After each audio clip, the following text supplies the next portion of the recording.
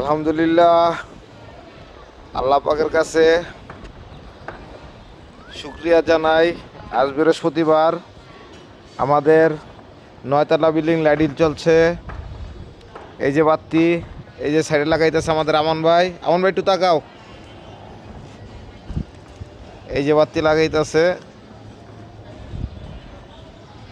এই দেখেন, এই যে বাতি ছাড়তেছে।